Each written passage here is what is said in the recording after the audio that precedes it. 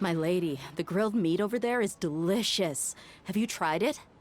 Yes, I also tried some fruit just now. Oh, they're very sweet. What an amazing place to relax. No wonder everybody likes to rest at the Grand Bazaar. You said it. Oh, look who else is here. Hello. Oh, I'm so happy Nilu invited everybody. Oh, now I have the chance to meet all the heroes. Hey, less of that polite chit-chat and more eating and drinking. The feast is about having fun, not stuffy formalities.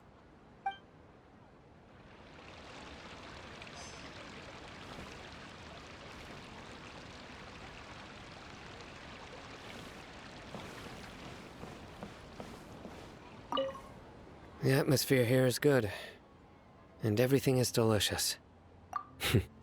Yeah. I don't often come to such places. But it feels quite good. I have a lot to handle these days. Otherwise, I could show you around.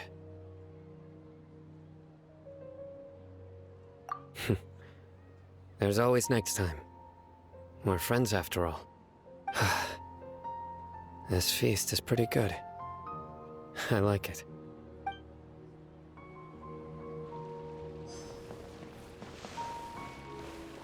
Ah, there you are, traveler. Well, how is it? Are you enjoying the feast today? If there's anything you're unhappy with, just let me know. I'll be sure to take note of it.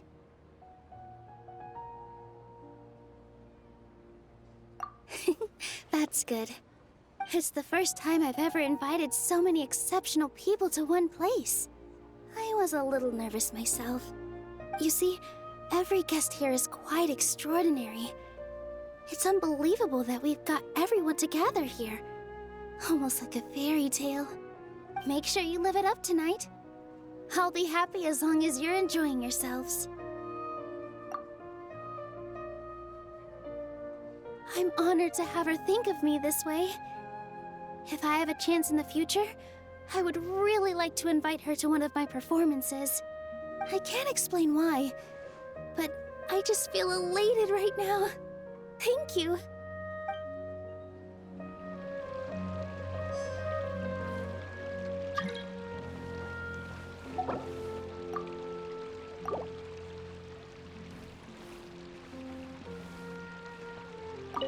I seldom participate in such lively gatherings, but the atmosphere here is quite good.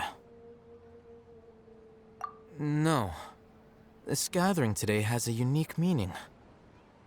The Grand Bazaar is lively because the people here feel happiness from the bottom of their hearts, unlike the farces at the Academia. That happiness is an emotion that'll be forever alien to those bookworms who have driven themselves insane by studying. I seem to have taken both keys when I left the house. Oh well.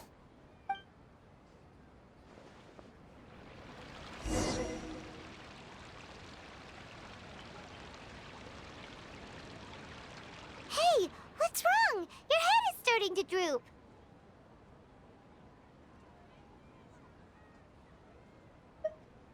Hey, you can't just fall asleep here. Paimon will go find something delicious for you to eat. You'll wake up once you've put something yummy in your tummy.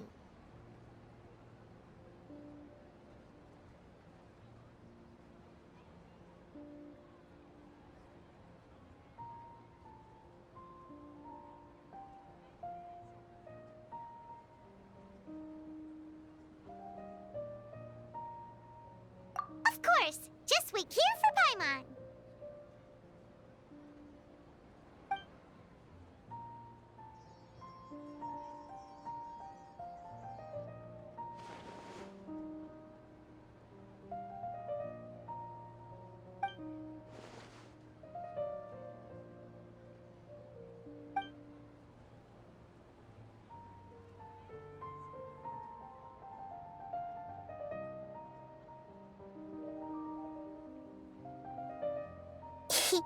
It's me.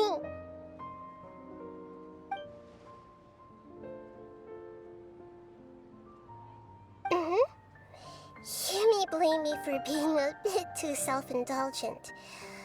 I was thinking about talking with you, and the next thing I knew, I had made a connection with you. The connection between us is amazing. It's like flora and the fence it grows upon.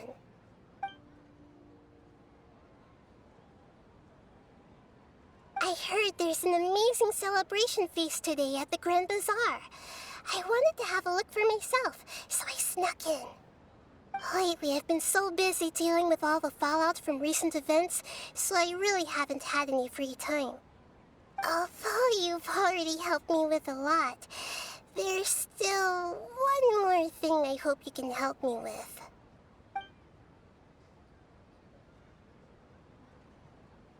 Please say thank you to everyone for me.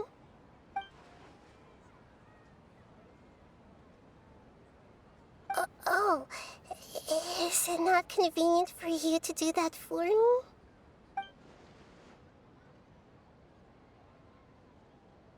But if I just show up all of a sudden, people will become all quiet and stiff, won't they? What if I end up scaring them and ruining this wonderful feast? That'd be the last thing I want.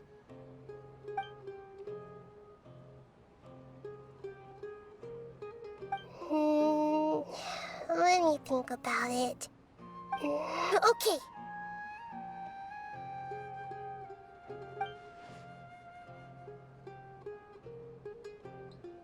Yes, I have.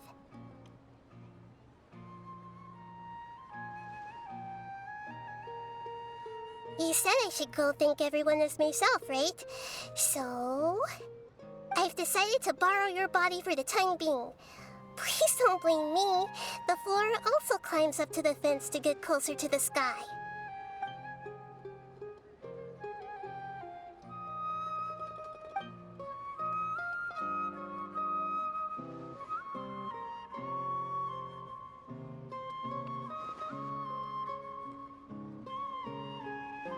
Everyone!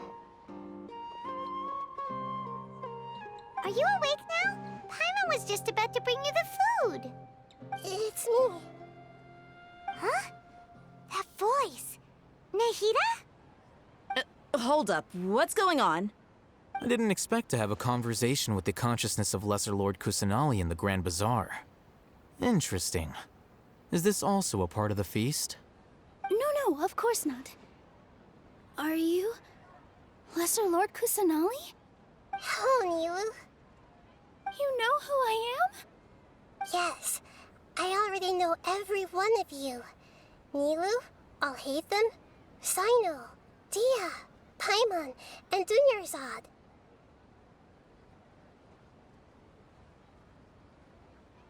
Lesser Lord Kusanali? I took the liberty of occupying the traveler's body so that I could thank all of you in person.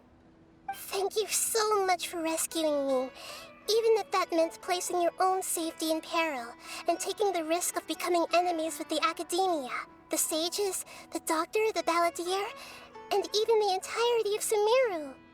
Without you, without any of you, I would have been in a much more difficult situation.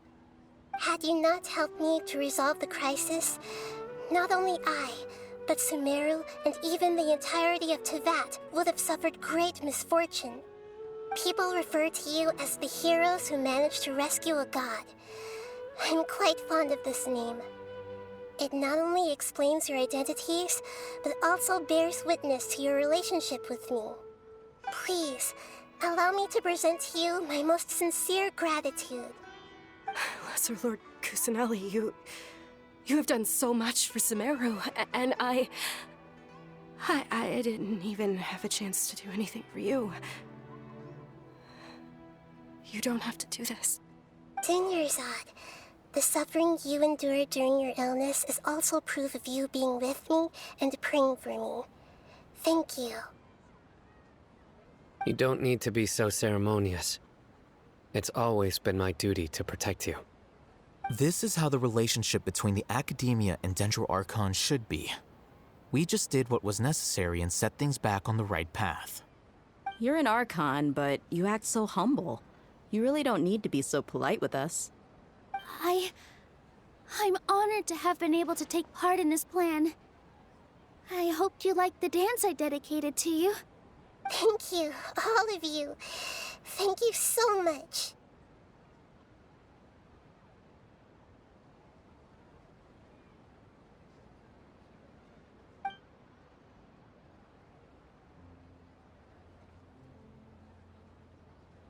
Yeah.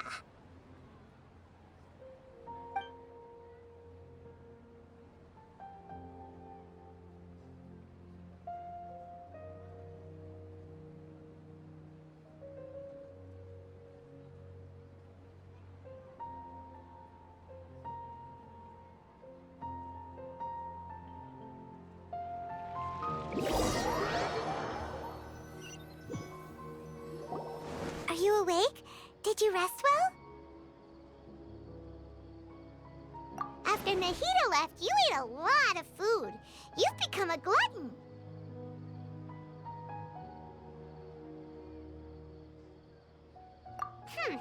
That just means you still have a lot to learn from Master Paimon, the Sage of Gluttony! Alright, since you're awake now, should we go and have a chat with Nahida? She should be in the academia right about now. If you have any questions, now's your chance to ask.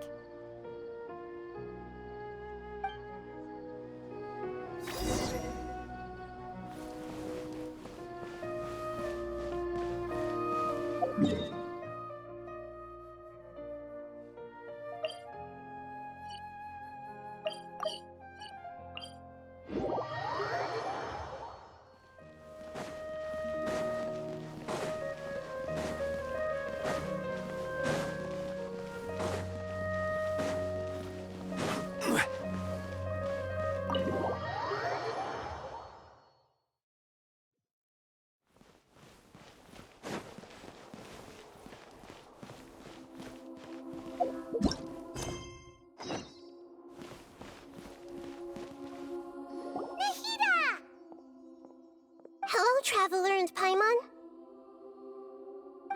What a fantastic night. I'm still immersed in all the happiness and joy, like a candle floating on water. So are we, and that's why we're here to talk with you. Is there anything you want to know?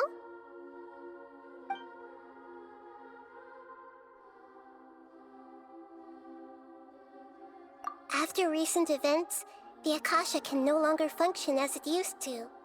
I've given it some thought, and have decided to shut it down permanently. But this is definitely not a bad thing. Even from the beginning, I've been planning to shut it down. The Akasha's centralized administration of knowledge has always restrained people's curiosity and curtailed the number of paths available to them. I don't think this is good for Sumeru. Although people may initially feel a little uncomfortable with the loss of the Akasha, they will soon understand that this life is more suitable for them. And as for the future of Sumeru, I'm preparing to regain control of the academia. The former sages have received their punishment, but the new sages have yet to be selected. I will oversee the process personally. I hope that the new 6 great sages will be more focused on academics. Sumeru needs such leaders more than ever. The other big issue is the people of King Deshret. All the residents of the desert, in fact. They have been mistreated for far too long. I've already taken some measures to address this. It will take some time to rebuild everything, but no matter if it's culture, friendship, or trust, we will rebuild it. You mean, what happened after the doctor put you to sleep? You guessed correctly.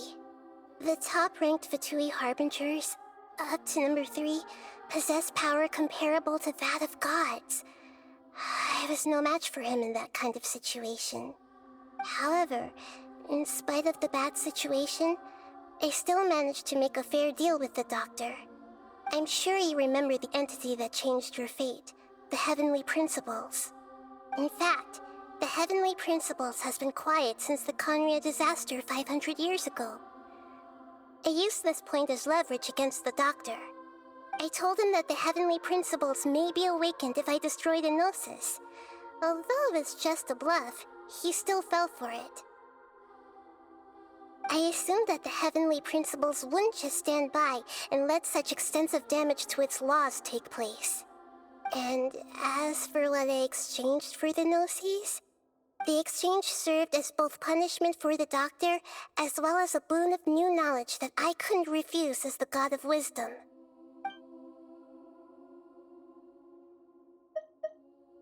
He's still in a coma.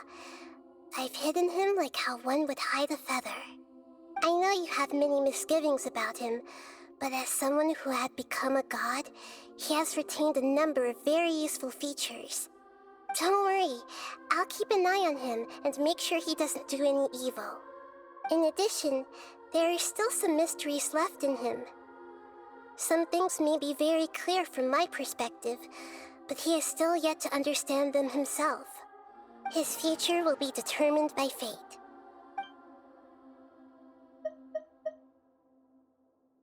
Is that where you're headed next? Fontaine, the Nation of Justice?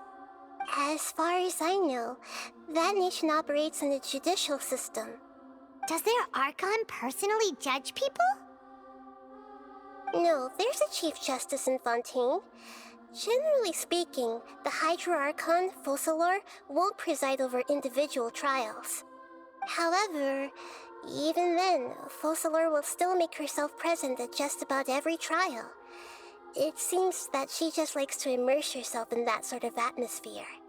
As Archon, she still reserves the right to influence the final verdict.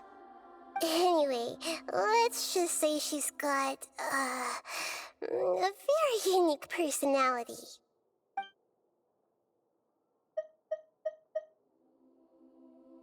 Are you sure? Isn't there something else you haven't asked about yet? Huh? You mean... About your sister.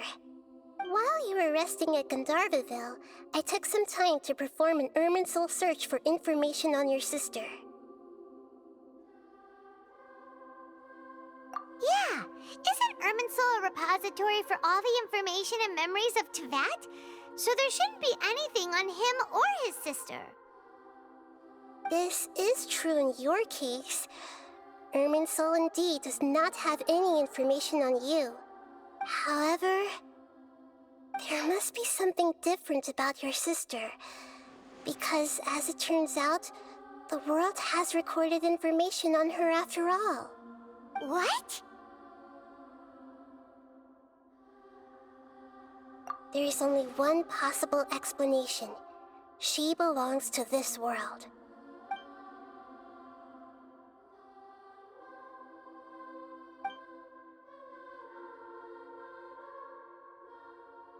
But nothing about this makes any sense! Wasn't this your first trip to Teyvat?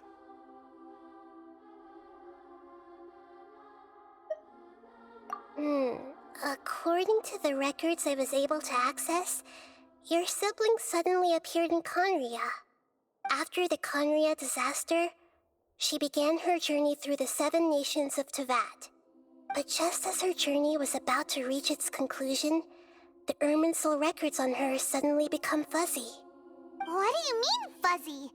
Did something happen to her? All I know for sure is that somebody, for reasons only they can know, is deliberately obfuscating her fate.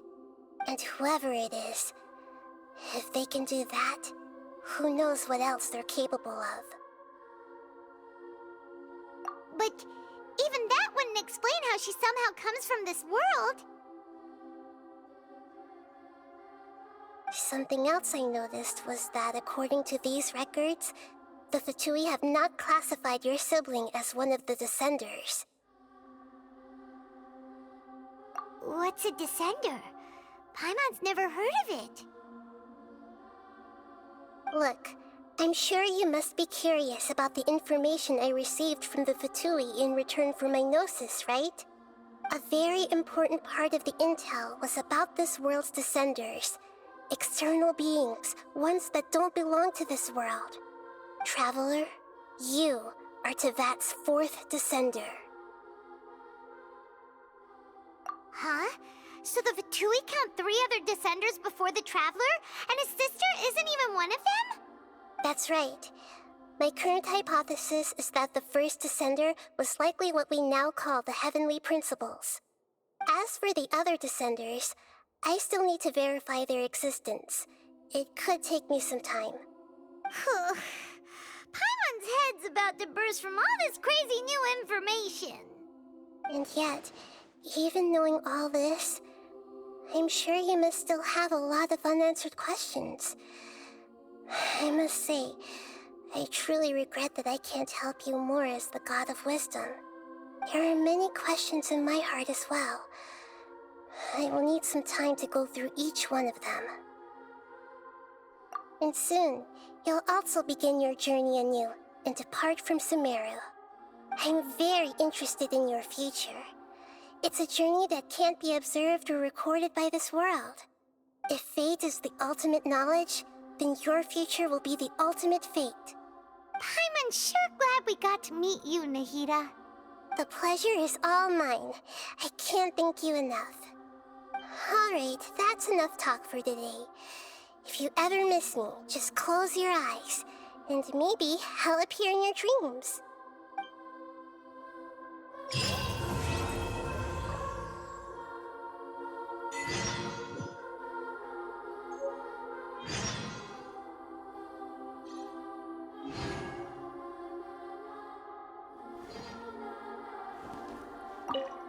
Is there anything you want to know?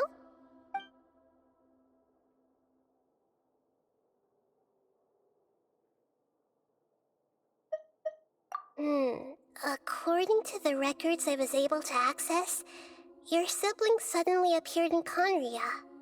After the Conria disaster, she began her journey through the 7 nations of Tevat. But just as her journey was about to reach its conclusion, the Irminsul records on her suddenly become fuzzy. What do you mean, fuzzy? Did something happen to her? All I know for sure is that somebody, for reasons only they can know, is deliberately obfuscating her fate. And whoever it is, if they can do that, who knows what else they're capable of. But even that wouldn't explain how she somehow comes from this world. Something else I noticed was that according to these records, the Fatui have not classified your sibling as one of the Descenders. What's a descender? Paimon's never heard of it. Look, I'm sure you must be curious about the information I received from the Fatui in return for my gnosis, right? A very important part of the intel was about this world's Descenders. External beings, ones that don't belong to this world. Traveler, you are Tevat's 4th Descender. Huh? So the Fatui count 3 other Descenders before the Traveler, and his sister isn't even one of them? That's right. My current hypothesis is that the first Descender was likely what we now call the Heavenly Principles. As for the other Descenders, I still need to verify their existence. It could take me some time. Paimon's head's about to burst from all this crazy new information. And yet, even knowing all this, I'm sure you must still have a lot of unanswered questions. I must say, I truly regret that I can't help you more as the God of Wisdom. There are many questions in my heart as well. I will need some time to go through each one of them.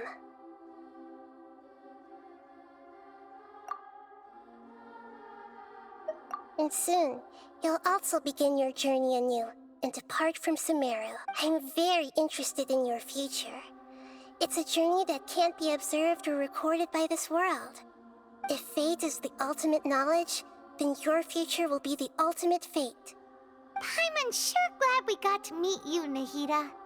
The pleasure is all mine. I can't thank you enough. Alright, that's enough talk for today. If you ever miss me, just close your eyes, and maybe I'll appear in your dreams.